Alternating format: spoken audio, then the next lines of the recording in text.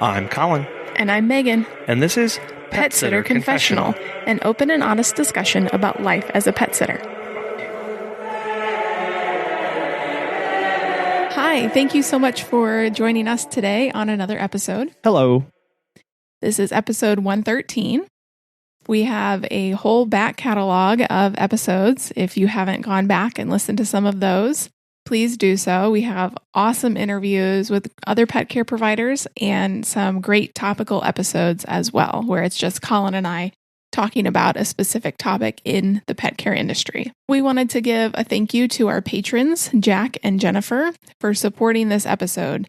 To learn more about how to support our podcast and to become a patron, you can go to petsitterconfessional.com/support to learn more. We also wanted to thank Pet Sitters Associates for sponsoring this episode. In case you didn't know, this month is actually Breast Cancer Awareness Month. Now, on a very personal note here, my mom would have been 61 this year, but I can't believe it's been this long. 19 years ago, she died from breast cancer after a 10-year-long battle. I do know and understand that times are really tough right now, but if you think about it and have some spare money, head on over to nationalbreastcancer.org and donate what you can. Together, we can come together and not only imagine a world with more birthdays, but we can help make it a reality. Today's episode is titled The Gig Conversation. And here's some backstory regarding this episode. We have been really wanting to have this conversation for a very long time. Long time. Basically, since we started this podcast. There are very strong feelings on both sides of the aisle here, and we know that this conversation is necessary, but it's going to rile some people up. So, whether you agree or disagree with the gig apps, we hope that you ride along with us on this conversation. And as always, if you have any sort of feedback or additional comments, email us at feedback@petsitterconfessional.com. So, the impetus for this episode came after we read an article written by Josh Shermer of Dog Walker University, wherein he interviewed 100 current pet owners on why they used Rover. And he talks about three big areas that mainly focused around the discussions he had with them. The first one was insurance. He was amazed that many Rover pet parents did not trust that independent pet professionals were actually insured, and they 100% believed Rover.com dog walkers and sitters were. They also consistently stated that they liked the Rover platform. They liked how it felt, that it was easy having everything in one place. And the final thing that he touched on was the fact that there was this overall sentiment that Rover pet parents believed that the independent pet professionals really were this wild west, while Rover was viewed to be more consistent, and they actually trusted the Rover platform itself. And his real big one-liner takeaway from this article was that he found that pet parents thought that independent pet professionals were uninsured, don't have a software app, and are not as well trained as Rover dog walkers and sitters. Unsurprisingly. This sparked a lot of discussion among the Facebook group that it was posted in, as well as between Colin and I. We've been having this conversation for a very long time and felt that now is really the time to bring it to the podcast. Now, with all that said, we do want to do a huge preface to this and say that the article did not detail several things. We would like to see a lot more information and background information on exactly how he collected and who he collected it from. So some of the, or all of the specifics regarding the demographic and geographic location of the survey participants was just not there. It was also written in tandem with a service that he's launching that comes out to connect pet owners with pet businesses. So there was definitely a bias and a motive behind the article. We also know many walkers and pet sitters who are exclusively on Rover, and some of the best in our industry. They're people we would entrust Kobe to. They choose to be on Rover because they're consistently traveling or moving. They also choose because maybe they started out on Rover and have built a really successful business for themselves, and they just don't feel like making that switch. We also recognize that many businesses choose to have a listing on Rover or WAG as a funnel for more potential clients, which during COVID times was actually a much easier way for them to find more clients. On the other side of the coin, though, we know that pet business owners choose not to be on Rover because They feel many different things. They feel that Rover has really undermined the pet industry as a whole and has taken away clients from them. Rover also takes 20%, 15% if you were grandfathered in, but 20% of your profits, and doesn't allow the flexibility that creating your own website and having your own insurance, etc., would allow. So this is a really important discussion. This is a really important discussion to be having, and one that has been simmering for years and years because there are hard feelings, there are very passionate emotions on both sides of the aisle. As we all know, the gig economy started around 2010 with Airbnb and then Uber. And then Rover came along and eventually Wag as well. Does anybody remember Dog Vacay? Yes. Yes. Little did independent pet care providers, little did we know, but these two companies would really shake up the entire pet care industry. You could and can now find, book, and have a pet care provider at your house within 30 minutes. And this was devastating to a lot of pet care companies when Rover first got on in 2012. It took the bread and butter, the dog walking and the pet sitting, and really overnight turned it into a low-cost commodity so that established businesses were no longer the top of the search pile. And some possibly lost walkers who went out to walk with Rover. They had to compete with a multi-million-dollar tech company for clients, which is really not easy to do. All of the systems that we had in place, the meet and greet, the paperwork, the personal contact, was really taken away and seen as time wasting, and there were too many hoops to jump through. Thus, the onset of the gig apps began to change clients' behavior, began to change their expectations for tracking, for messaging, photos, user interface, and really the easy booking process. So that was changing clients' behavior. There were also changes to the pet care industry at large. Some of the pros that the gig apps brought on were that, firstly, it raised awareness of the pet care industry, that it actually was a thing, and specifically making it more accessible and open to more people, more potential clients. It also brought a ton of people into the industry as dog walkers, as pet sitters too. And it forced existing pet care providers to differentiate ourselves, to niche down, raise prices, get better certifications and trainings, basically to raise our standards. But with it bringing a ton of people on, that was really the good and the bad, because there are some cons to the gig apps. There's no oversight on who was or is in the app. And it's really hit or miss with reliability of sitters. To be fair, though, this really existed before Rover came onto the scene. It was true for independent pet sitters and dog walkers as well. What Rover did was just change the scale and scope of the impact that those two things are having on the pet sitting experience for the clients. So the gist of this entire article is that trust is at the foundation of a client's and pet owner's experience and expectations for somebody taking care of the pet. If you boil it all down and strip away everything, all the frills, all the tracking, all of the meet and greet, all the paperwork, all the branding, it gets down to trust. So the real takeaway of the article, if we take those 3 points that he talked about, is that the fact is that pet owners trust Rover more. Now, why? So we'll get into a little bit about why that may be here.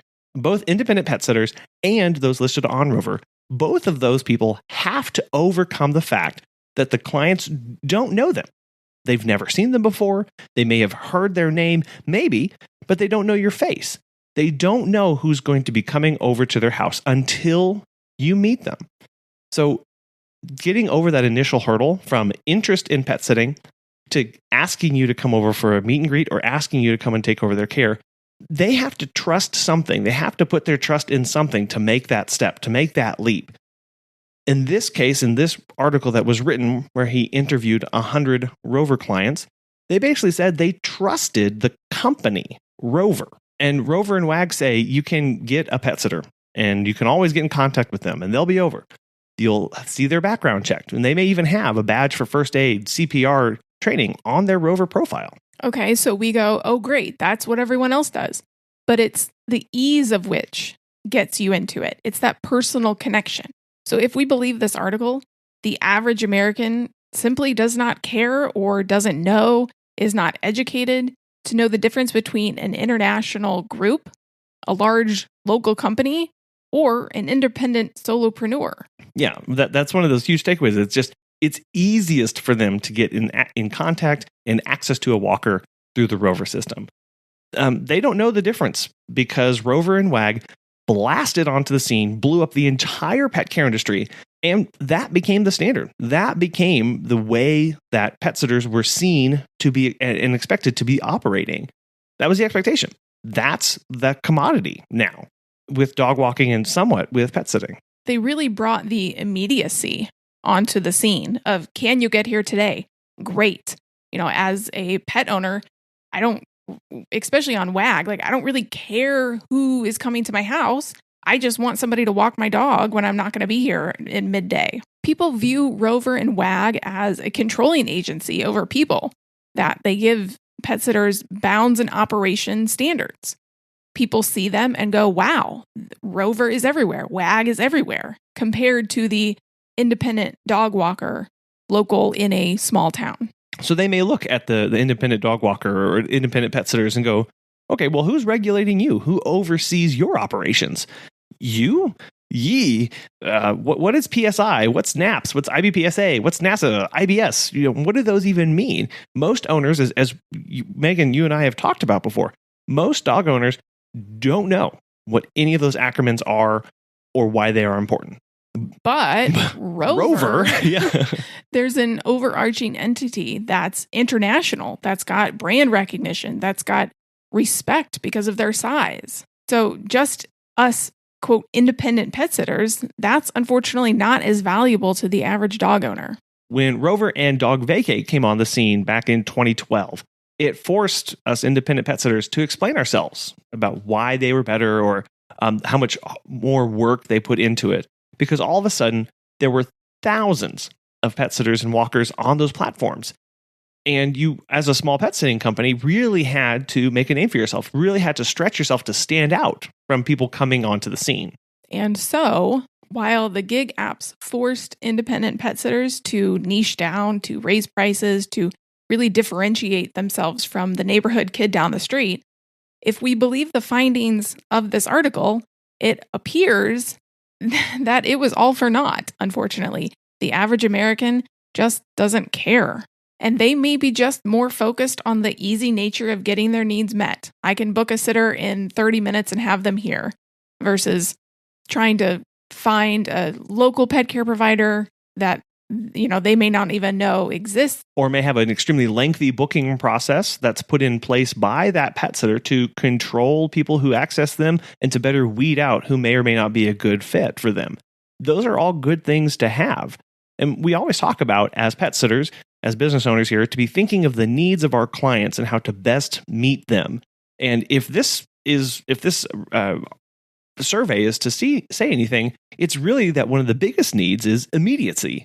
The expectation of instantly being able to obtain and satiate their need for a pet sitter. Well, and also education too, because the article said that pet owners believed, of the 100 surveyed, the pet owners believed that Rover sitters were trained.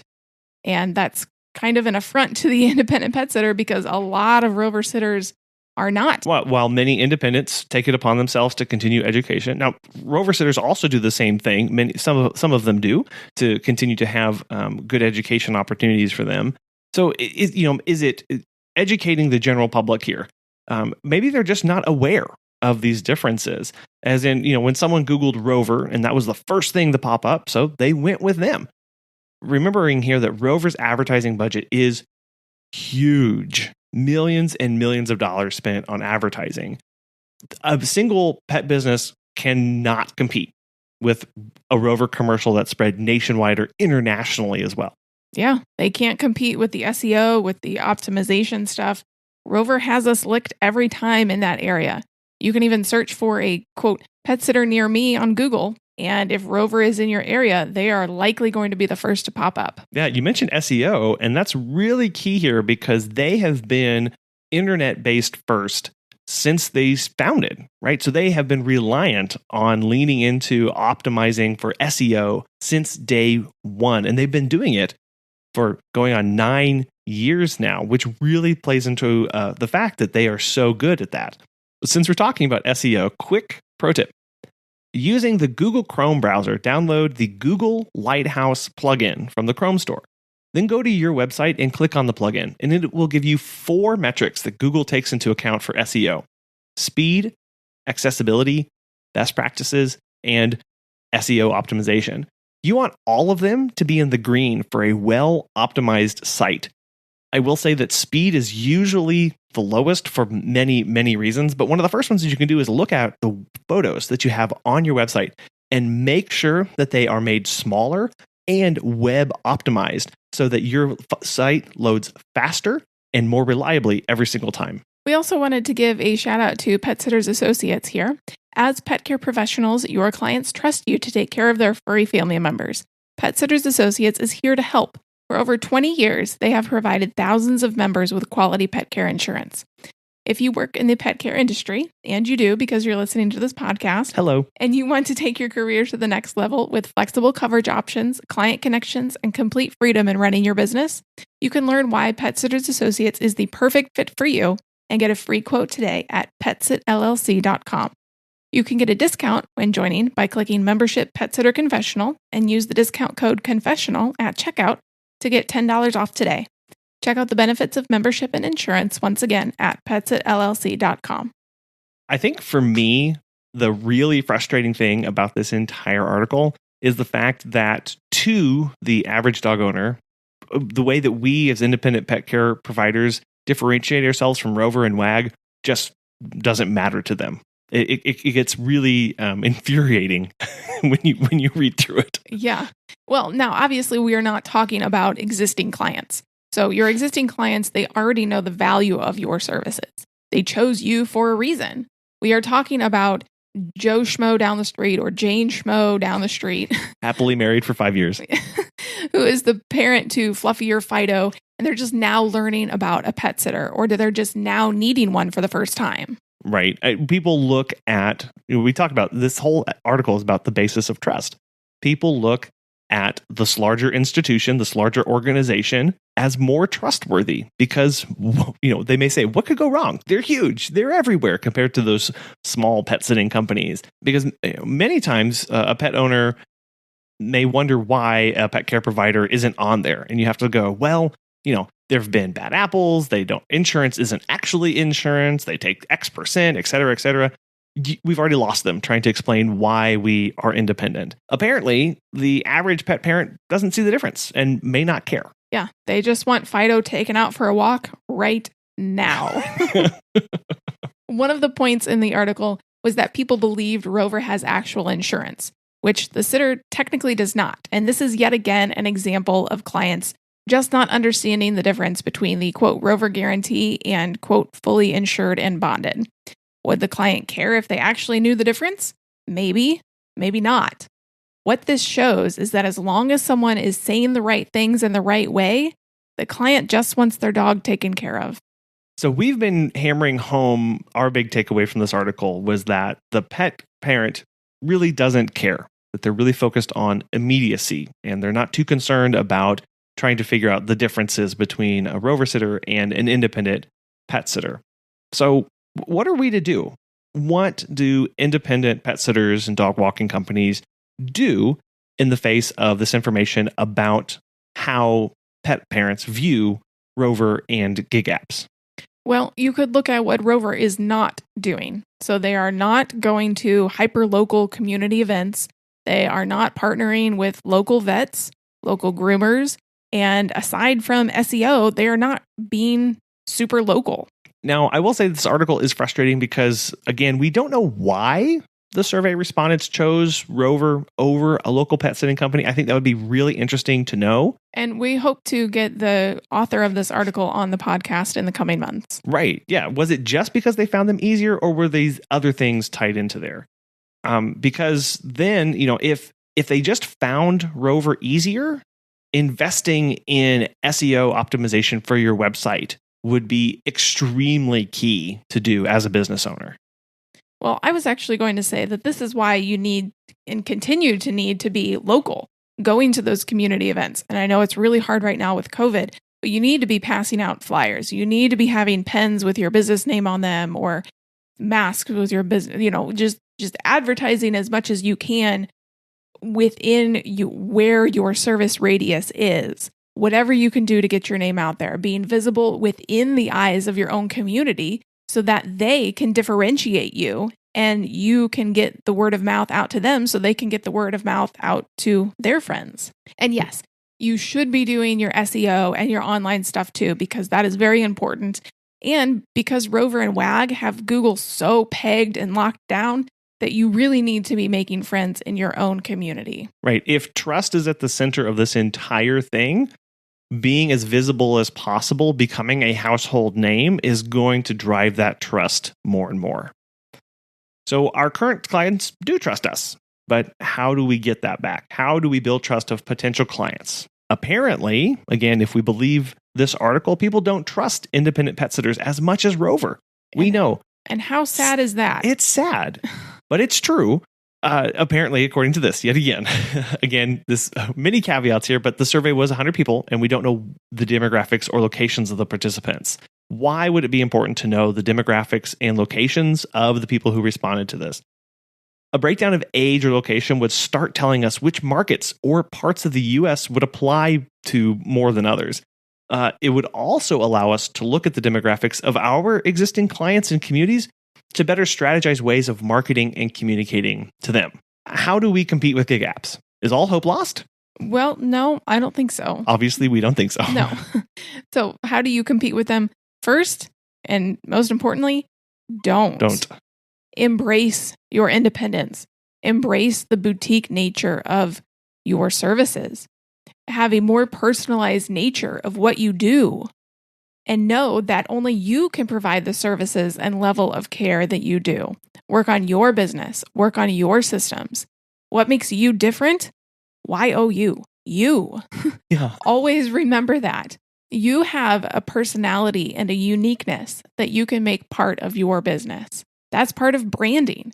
That's what makes your personal business personal. If people are looking for more immediacy from you, look into better automation of systems, whether that's processing an email or what happens after someone submits a booking request through your website, or maybe even automating financial actions. I know that Zapier is a very powerful automation software that we can dig into in a later episode. And no, they're not sponsored. But also systems like Pause In are a great way to list your services for free and a way to connect pet businesses to clients. We did interview Dennis Nelson, the founder of Pause In, way back in episode 66, if you want to go listen to that. It's free to list and free to use, and the more people who use it, the better the SEO. And on that, Time to Pet has actually just launched their local pet care listing service for Time to Pet users as another way of elevating independent businesses. Basically, find any listing service you can, whether that's Time to Pet, Pause In, through your insurance or professional organization, and get on it. Be aware that some of these services may charge monthly fees or take a cut of profits, but there are many viable free options out there. As we mentioned earlier, make sure you're checking and double checking and triple checking your own SEO. And we do have some upcoming episodes about that topic. And Megan, you mentioned be very visible in your community. Get face-to-face out there, socially distanced right now. Become a household name among the clients that you want. Ultimately, our main point from this article is that there is so much education still needed on what pet care should look like to the average client. Sure, they get their needs taken care of, but what is the best experience possible? That was one of the discussion points of our episode 87 on industry standards in the pet care industry. And the ones in the industry should be doing the educating and should be setting the bar high for ourselves. And then letting clients know what those are and why they are needed. Right. Education here is really, really key. We as pet sitters can be raising ourselves and pushing ourselves to higher standards and holding ourselves to that across the board. So all hope is not lost. It is educating the clients, educating the general public about what pet care should look like in the future, what kind of qualifications people should have, what kind of experiences should they have, what kind of insurance they should have, All of those things have been a long fought battle for the past 20 years, all the way back to Patty Moran. And we are still fighting that. We are still pushing that forward, especially as gig economies comes on board.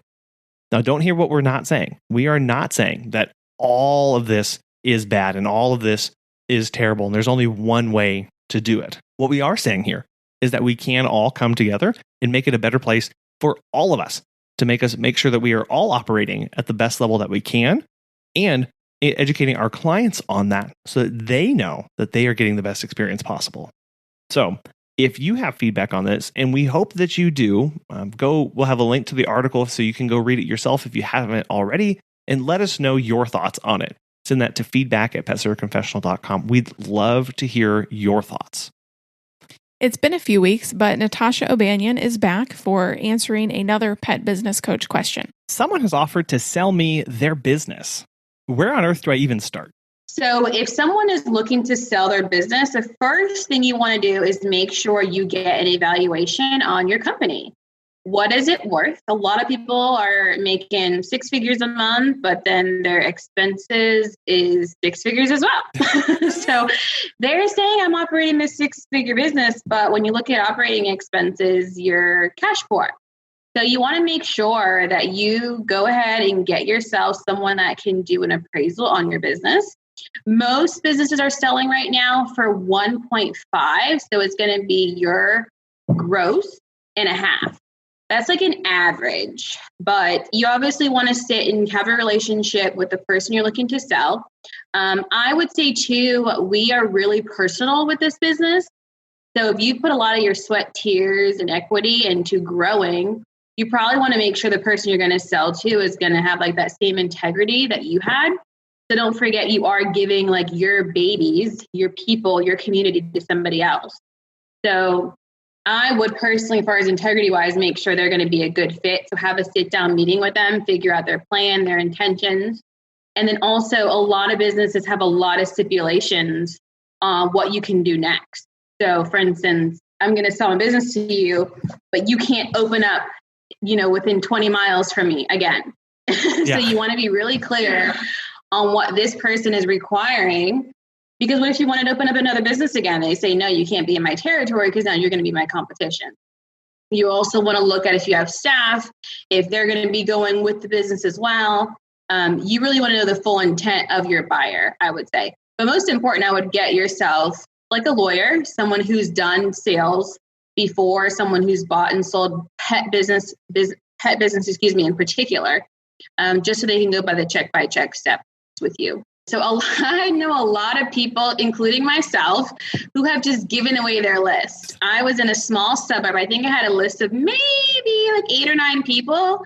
And I kind of just wanted to make sure that my clients would be well taken care of. So I didn't charge anything for my list. I was like, listen, they're yours. I get to get out of this suburb I don't really want to be in anymore. You're awesome. Peace out. Like, thank you for taking this off of my plate. So a lot of people get into that mode. But again, I only had like maybe 8 or 9 clients to do so. I've seen people do this with a 40 grand list, a 60 grand list.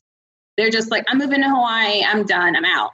That is profit for the owner. You put a lot of sweat and tears in that business that you should be selling your client base. That is your baby. So if you want to give it away, hey, I'm no one to judge, to each its own.